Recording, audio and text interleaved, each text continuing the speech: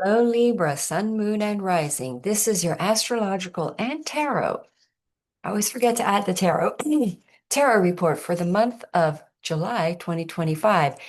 And this month has some major transits going on that are going to really shake up and change a lot in the life of everybody, but most of all the cardinals, because Saturn is at the 0 degrees of your descendant or on the house cusp of your sixth and your seventh house.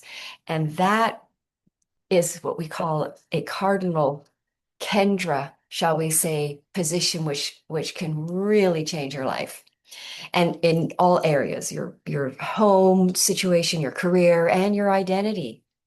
So it does depend on your own personal chart, but I find that not everybody that has their Saturn in the seventh house gets married, but Libras do mostly because Saturn rules their fourth and their fifth. So it tends to be relationship time. For Cancers, it can block the relationship and make you grow up and become more mature to be in a relationship. So it does depend on your chart, but a lot of Libras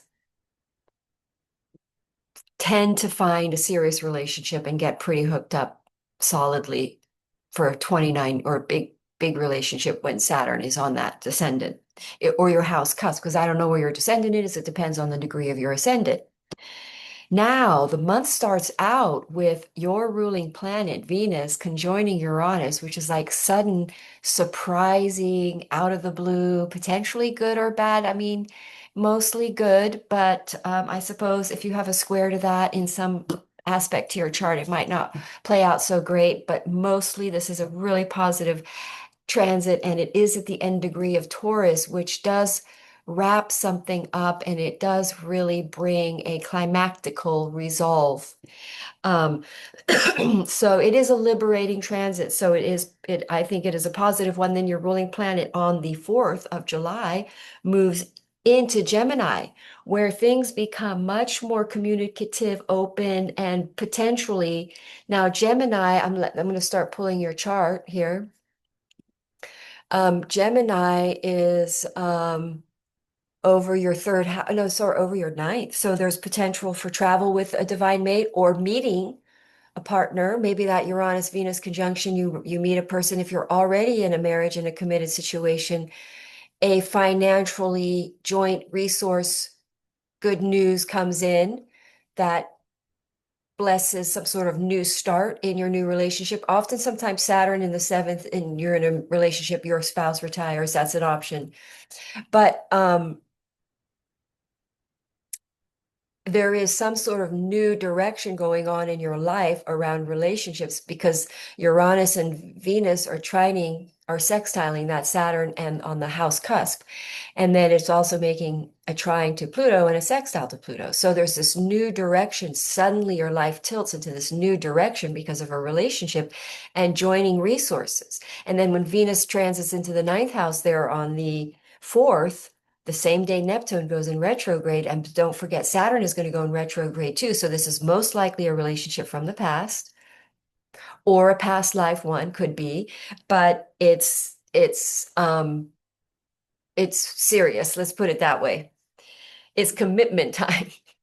So then Venus goes into Gemini, and there's a chance there that this person is from another culture or another religion, another belief system, or you travel with this person or you meet them through traveling, or you change your belief, or you have a whole different set of beliefs because this person has a completely different set of beliefs as you, and you have a sort of a transformation in your beliefs when Venus is there in Gemini, and you have good open dialogues and communication. And so then we also have that Neptune in retrograde in your seventh house. So then I think my experience is Neptune in retrograde brings us better clarity. It's going to net retrograde with Saturn here too. So the retrograde happens. Let's get to the retrogrades here. Let's get to there's Venus transiting into the ninth house, and then we get that Neptune is now retrograde, and it is in your seventh house retrograde. So there is that Neptune is a higher octane of Venus, dreams, creative projects from the past come back in that are connected with this new path, this new direction that your life is going in because of a relationship. It's either more spiritual, you open up to spirituality with that Venus in your eighth, ninth house, or you get onto some sort of dharmic spiritual mission, or it can just be your dharma, which it is going to be your dharma there, which is some sort of, could be a creative media project with a spouse, with your true divine mate that comes in. If you're already married, it could also be another partner, a partner that you're here to work with. Um, so some sort of joint soul contracted big, big new start happens in your life because of this relationship shift that's happening. It could also be that you get divorced and you become single, and then you do align with a true, your true person. But something serious happens and committed and hard work and devoted and that that that involves a partner that is definitely part of your dharma because it's making a really positive aspect to Venus, right as Venus moves into that ninth house, which is the house of Dharma.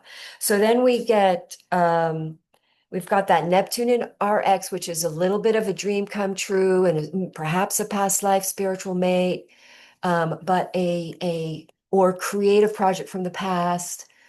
But we're committing and devoting to it because Saturn and Neptune are sticking next together. It is a dream come true energy. So we do have to go back. And when Saturn goes retrograde, it's all about reflecting, evaluating, and redemption, and reflecting on how our deeds created, because Saturn is the planet of our actions create our results, the results, and we have to face that. So you have to, when Saturn goes retrograde, we're facing the results that our actions created, and we're taking responsibilities for them, and we're redeeming them, causing uh, healing or fixing or learning and readjusting our actions because of it. That's what retrograde planets are helping us do, is to get better, to fix it, to readjust our actions, to shift how we operate so that we can operate more in alignment. They're helping us. So Saturn retrograde, we're correcting karmic patterns and relationships in your seventh house. Um, so yes, if you want a reading to go deeper in on all of that and find out how it's happening in your chart, feel free to contact me. My email is below. I'm going to not forget. Sometimes I forget to do tarot because I'm so excited. Tarot is really what I started in 2007, and I do believe it's a gift of mine. And I also feel very connected to astrology.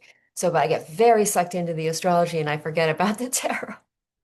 So anyway, just the nodes are going to be aspecting, well, oh yeah, we had that full moon in Capricorn at the end of, oh no, we have a full moon. Sorry, I'm jumping around. Okay, so let's get back onto Uranus is going to move in on the 7th. Uranus is going to move into your ninth house where you're going to have some really big shifts in your beliefs, big awakenings. There is media connected to it, writing projects. Libras are definitely good writers. I heard one astrologer say Libras are the new geniuses of the new earth because they have balanced thinking. So they have a very sort of, they also tend to be very good writers because they have Sagittarius over their third, Gemini over their ninth. If you have planets there, you're probably a writer. So, some sort of media writing project, that's your dharma, to co-collaborate with your divine mate or somebody that you're ready to really commit to or have already committed with. And they may have been retired or now are going to join you on this, some sort of joint soul contract. That could always be the case.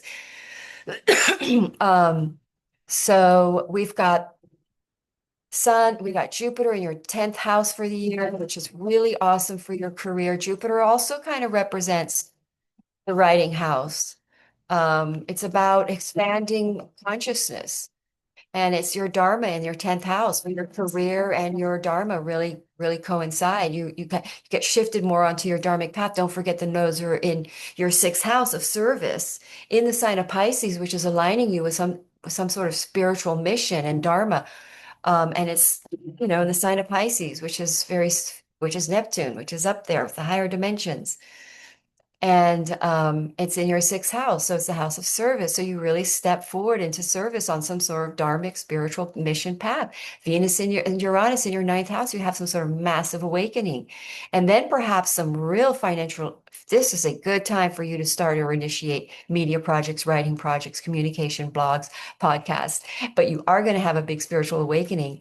And it's a good time to start a media project. It's going to do very, very well to start anything with those kinds of trines and sextiles. They go very, very well. It's good to initiate things on those energies. You will be liberated, financially liberated, if you initiate some sort of media project or a writing project. You'll get published.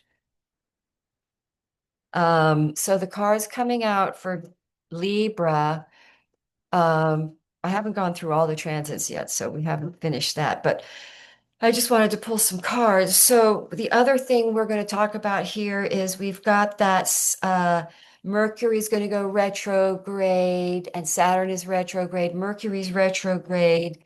Where's Mercury retrograde? Okay, let's go. First of all, let's go to that full moon on the 10th. The full moon on the 10th, there we go, in Capricorn in your fourth house.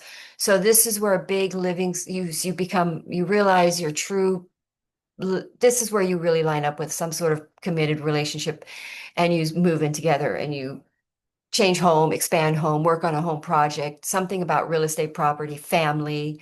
You see a karmic patterning in your family and how you operate in a family and you make a big shift and you change how you operate in a family to course correct. Learn not to be so because if you have Aries over your seventh house, there's a good chance your conflicts you can have a lot of conflicts in relationships or you're a little bit confrontational in relationships or something. I don't know, but I'd have to go deeper in on a chart. But we're looking at a transformational, different way of operating in your family dynamic so that you can be in align, so that you can align with a more divine, higher frequency relationship and family. So you're really ending a karmic pattern around family. What do you call that? And wounding, heritage wounding, ancestral wounding is the word. So it's like you're really healing some sort of major ancestral wounding, and you're really getting clarity on how that's caused you to be out of alignment in a lot of experience, how that has caused some of your more challenging experiences in your family life, that you've contributed to a toxic patterning. So that's going to get cleaned up here on that full moon. I'm seeing it happen already with people where it flares up and then they see that they have a reaction to something that is not necessarily equal to what happened. That's the lesson. That's what Saturn wants us to not be reactive, to have discipline and to be detached. Not easy. All right. So now then we're going to have that big south. Yeah, we talked about, oh, Mercury retrograde in your 11th, connections from the past coming in. Um, from a tribe or social media or somebody, communication from a disconnected person from the past comes back, returns, most likely the person that you're connecting with the Saturn retrograde. Don't forget, Saturn rules your fifth house and your fourth house. So we're talking big shifts in those houses as Saturn is retrograding. So these are projects, creative projects from the past, writing projects, media projects. That Mercury in your 11th absolutely can indicate getting published. The 11th house. If I see ninth and 11th, I know these are people that can get published, right? And you'll get published. Not everybody gets published, or you can self-publish too in this day and age. That's a really strong option. But anyway, so Mercury there in the 11th house in retrograde is a project with a tribe from the past or a humanitarian project from the past. And that happens on the 18th. Mercury retrograde on the 18th. And so that's a media project or a humanitarian project, or the Age of Aquarius is the 11th house, some sort of mission. This is all looking like some sort of mission with your divine partner that is you may have separated from, or if you're with them, it's a project from the past that both of you didn't believe in at the time. And now with that Uranus and Venus in that ninth house, you can really believe you have a spiritual awakening around something. That you awakening around your dharma, your purpose. So then we go to July 18th. So now we're going to go to the sun moves into Leo on when does the sun move into Leo here? Where are we? Sun is going to move into Leo here on the 22nd, which again puts a lot of spotlight in your 10th house. No, Sorry, we're changing around these hours. Did I shift off on that Mercury in your eighth? I may have messed up. Libra, Libra, Libra. Let's get back to Libra on the fur. So yes, okay, that's fine. I'm still in alignment here. So the sun's going to move into your 11th house.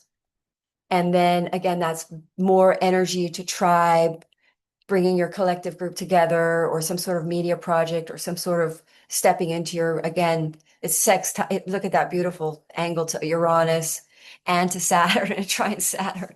So it's a really nice flow there of your Leo project, which is often a creative writing. It could be absolutely creative writing. So now let's go to the new moon in Leo in your 11th house. All this is happening about a project, creative project from the past, a media project, social media networking, and on your social media, or like just networking, or what do you call it? Um, when you're promoting things and advertising and putting things out into the media world or out into the social media world or out into the public. Let's put it that way. It's like being published. It puts you out into the main or out into the main view, the mainstream.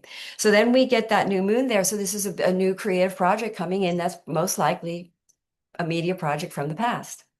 And then we have Chiron in retrograde, 27 degrees there in your seventh house, retrograding on the 30th, which would indicate a time of re-evaluating and making sure that we've healed some tendencies, and they may come back up in this new relationship. Some stuff comes up that makes you want to react or behave in an old unhealed way.